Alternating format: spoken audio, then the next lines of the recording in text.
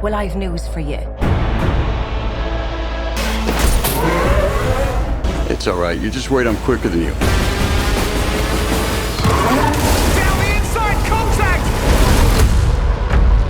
That's the other driver. The movie begins with Sonny Hayes practicing racing lines in the dead of night at Daytona. He's competing in the brutal 24 hours of Daytona, where his Porsche team sits in 7th place. A woman tips him off that the leading BMW team is having brake issues. Sonny takes over the midnight shift and immediately starts his aggressive assault on the field. Without hesitation, Sonny weaves through traffic like a man possessed. He gets right behind the BMW and starts flashing his lights, even bumping into them. The BMW driver, already struggling with brake problems, can't handle Sonny's late braking move and spins off the track. Sonny takes the lead and drives through the entire night. When his teammate takes over at dawn, their team wins the championship. The team owner hands Sonny his payment and asks him to consider staying. Sonny refuses. He doesn't care about trophies, just the money. He drives away in his old Ford, ready for whatever comes next. Later, while doing laundry, Sonny is approached by a man in a suit asking to borrow his phone. It's Rubén, his former Formula One teammate. Rubén now runs a struggling F1 team called APXGP. They've scored 0 points in 2 seasons, lost their best driver, and are $350 million in debt. With only 9 races left, they need at least 1 win, or the board will sell the team. Rubén wants Sonny to come out of retirement and partner with their rookie driver Joshua Pierce. Sonny laughs at the idea. He's watched Rubén's team, and their cars are complete junk. But Rubén shows him a magazine photo of young Sonny and asks what that ambitious kid would do. Despite his protests about being too old to compete with young drivers, Sonny's heart is stirred. Rubén leaves a plane ticket and walks away. The scene shifts to Silverstone Circuit, where Joshua is testing their car. After several disappointing laps, Joshua returns to the pit frustrated. His agent warns him that the team might be sold, and he needs to prove himself to avoid ending his career prematurely. Sonny walks into the facility, and Rubén enthusiastically introduces him to the skeptical team. Joshua looks at this older man with contempt. Even team principal Casper and technical director Kate have doubts. 7 younger drivers already rejected offers to join this failing team. Sonny doesn't waste time defending himself. He makes a bet with everyone. Give him the same car setup as Joshua, and if his lap time isn't within 1 second faster, he'll leave immediately. Sonny gets into the car and struggles at first. His early laps are slower than Joshua's, making the crew doubt Rubén's judgment. But suddenly, Sonny sets an amazing lap time and crashes straight into the barrier. After climbing out, Sonny immediately points out specific problems with the car's setup.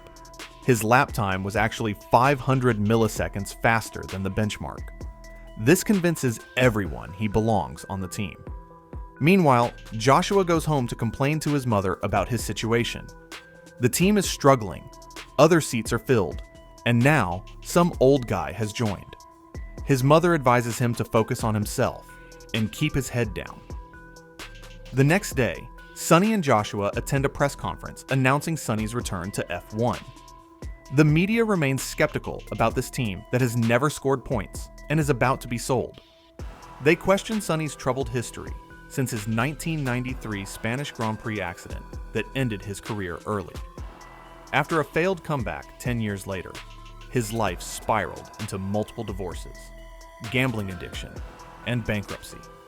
He even worked as a New York taxi driver. Joshua sarcastically tells reporters that their team is now giving opportunities to old men. The press then grills Sonny about his personal failures, but he sits calmly with a faint smile, knowing he'll prove everything with results. The weekend of the Silverstone race arrives. After qualifying, Red Bull takes pole position while Sonny's team starts at the back. During the formation lap, Sonny deliberately stays stationary before starting. Kate realizes this clever trick keeps his tires warm while others cool down, giving him an advantage. When the race begins, Sonny uses his warm tires to overtake 7 cars immediately. But once other cars heat their tires, his advantage disappears. The Red Bull behind him quickly reclaims position. Joshua also struggles, entering the pit with tire gun problems that cost 7 seconds. When Sonny pits, the jack malfunctions, wasting even more precious time. The real disaster comes when Sonny refuses team orders to let Joshua pass after their pit stops. Both drivers fight for position and crash out. Joshua throws his steering wheel in fury, while investor Peter looks unimpressed. Back in the garage, Joshua blames Sonny for not giving way, but Sonny coldly responds it was Joshua's mistake. Rubén storms in, furious about losing 2 expensive cars. Sonny approaches Kate with a proposal to redesign the car for corner dominance, since they can't match top teams on straights. Kate questions the safety concerns, but Sonny insists speed matters more than safety. At the Hungarian Grand Prix, Sonny suffers a tire puncture and demands soft tires despite team warnings. When they refuse, he refuses to move until they comply. This is part of his master plan.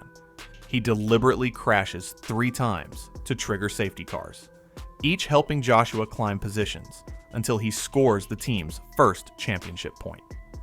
Kate agrees to work on Sonny's modifications. The Italian Grand Prix becomes Sonny's tactical showcase. He targets Max Verstappen while helping Joshua climb to 4th place. When rain falls, Joshua stays out and pushes to 2nd. Sonny blocks Verstappen perfectly to set up Joshua's overtake, radioing him to wait for the straight. But Joshua rushes the move early and crashes violently, his car catching fire.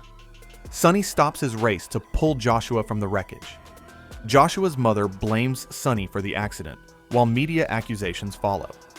During Joshua's 3-race recovery, Sonny shows real promise with the modified car, finishing 9th, 7th, then 5th. But Joshua grows jealous watching fans cheer for his teammate. When he returns, Joshua deliberately collides with Sonny during the race. Sonny furiously warns him about betraying the team. Kate, who witnessed everything, decides to intervene. In Las Vegas, she calls both drivers to settle their differences. She suggests playing poker to determine their number 1 driver. While playing, she forces them to open up about their problems. Both reveal they lost their fathers at age 13, creating an unexpected bond. Joshua wins the poker game and leaves for a sponsor party. After he's gone, Sonny starts flirting with Kate, but she refuses since he lost. Sonny then reveals his cards, showing he actually won, but let Joshua think otherwise. That night, Sonny wakes from a nightmare about his accident. He and Kate go to the balcony, where Sonny opens up about his past. 30 years ago, he was lightning fast and destined to be the next F1 champion. But one crash changed everything. He lost his love for racing, and his entire life fell apart. Eventually, he started driving again, any car he could find, because those moments made him happy. Back when he was racing at his peak, time would slow down, his heartbeat would calm, and everything became crystal clear. Now he's searching for that feeling again, not knowing when it will return, but desperate to experience it once more. At the next race, Sonny drives without his lucky cards and feels completely off. He ignores crew instructions and drives recklessly, eventually crashing brutally. At the hospital, Rubén shows Sonny medical reports revealing a fractured neck, severe head injury, and risks of vision loss, paralysis, or death. But these aren't new findings. They're from 30 years ago, meaning Sonny should never have been racing again. Rubén gives up and removes Sonny from the team. Joshua, overhearing from outside, walks away and begins practicing non-stop. Investor Peter visits Sonny with a proposal. The team was collapsing before Sonny's arrival, but now buyers are interested. Peter offers to create a new team with Sonny as team principal, while giving Rubén an honorary title. Peter wants to finalize the deal after the next race and admits he forged the documents to sabotage Rubén and force the sale. When Sonny arrives at the final race with legal documents protecting the team, Kate reveals the case against their upgrades was dropped because the documents were proven fake. Their modified cars are reinstated, and Peter is shocked to see Sonny back on track.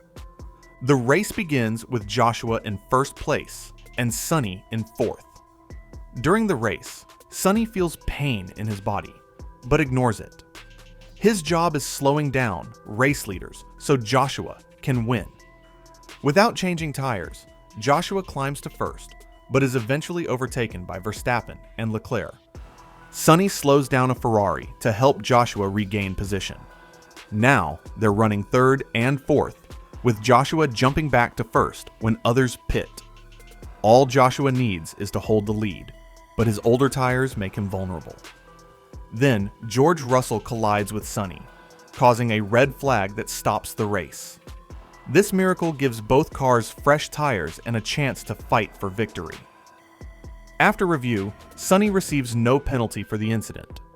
The race restarts with Hamilton first, Leclerc second, and Joshua and Sonny right behind with fresh tires.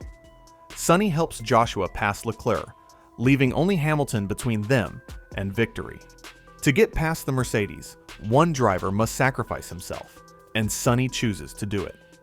He slows Hamilton down, giving Joshua the lead, but Hamilton fights back, overtakes Sonny, and challenges Joshua for first place. In the battle, Hamilton and Joshua collide and both crash out, leaving Sonny in the lead. Finally, Sonny feels the peace he's been talking about all along. He's flying down the track like lightning, experiencing that perfect moment where time slows and everything becomes clear. Sonny crosses the finish line and fulfills his dream. Everyone celebrates wildly. Joshua is happy too, and Rubén secures 3 more years with the team. Peter's plan fails, but even after winning, Sonny refuses to touch the trophy. He says goodbye to Kate and walks away from everything. His deal is complete, and his chapter comes to an end. Thanks for watching till the end. Your support keeps us going and helps us bring more awesome stories to life. Don't forget to subscribe, like, and stay tuned for the next movie on Addict Recap.